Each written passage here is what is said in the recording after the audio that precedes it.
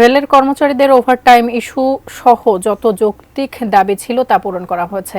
এর আর কোনো দাবি পূরণ করা সম্ভব নয় বলে জানিয়েছেন অর্থ উপদেষ্টা ডক্টর সালেউদ্দিন আহমেদ। সচিবালয়ে অর্থনৈতিক বিষয় এবং সরকারি ক্রয় সংক্রান্ত উপদেষ্টা পরিষদ কমিটির বৈঠক শেষে অর্থ উপদেষ্টা এসব কথা বলেন।